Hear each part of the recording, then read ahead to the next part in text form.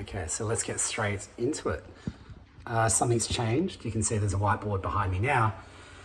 And in this video, I really want to introduce what I believe is a nice way to assess virtually any retirement strategy.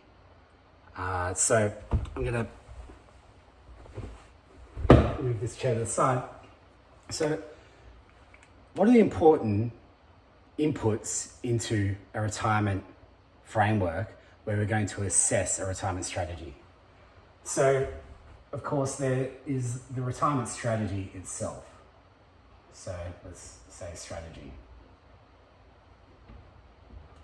And this, of course, is what the investment approach is, how much they're going to spend, how they're going to respond to change.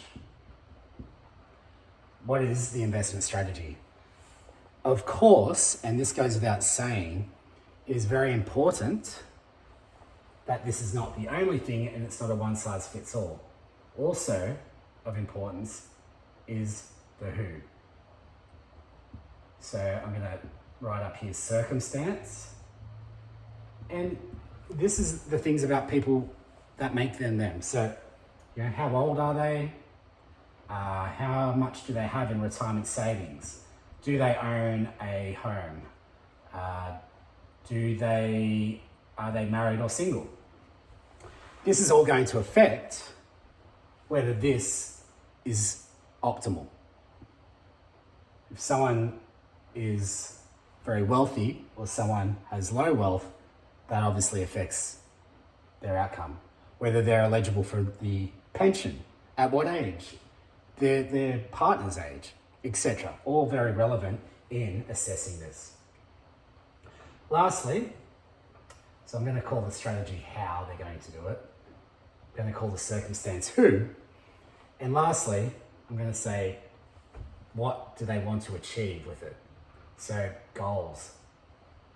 So this is things like what is their basic requirement to live in a satisfactory manner. So what is their essential living standard?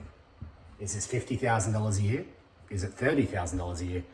Have they lived a very wealthy life and now it's hard for them to live off less than $100,000 a year? It is a very important input into assessing, once again, the retirement strategy and the level of risk that should be taken. Then after that, obviously there's their essentials or their needs. Let's call this needs as well. Sorry for the writing. There's also what they want to achieve beyond those. And this is absolutely fundamental for most. This is what people want to talk about most. In their 70s, they may want a higher income than their essentials to go out, to go to restaurants, to have fun. They may hope to have a large reserve for later in life in case of health issues and so on. So this is like their tier two needs. It's not essential, but they hope for it. And then after that, if they can fund all of these things, we also need to understand their dreams. If I can easily pay for all of this, and I need to know whether I can and have confidence around this, I dream to pay for my children's education. I dream to go on a 6-month European holiday.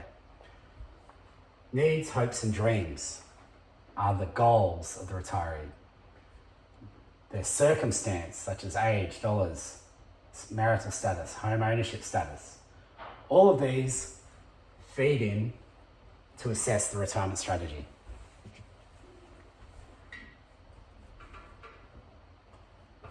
Then what do you do with that? So once again, I'm going to keep this very general, but this next bit is where I'm going to hopefully give the most value. We need to put these all into some sort of framework, and I'm going to call it a model. Hopefully that's not too scary for anyone, but you need a model to assess these things. You input who they are, what they're doing, and how they're going to achieve it, their strategy, their circumstance, and their goals.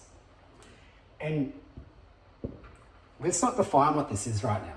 I'm going to leave this very generic, and this could be the back of a paper, back of the envelope calculation.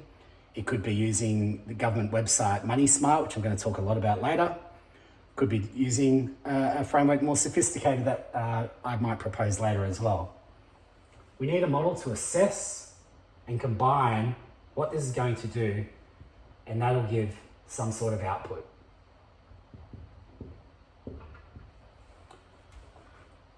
Strategy, circumstance, goals. A model to assess, could be back of the envelope, could be a website, anything. Output, and we need to then assess whether this is what we want.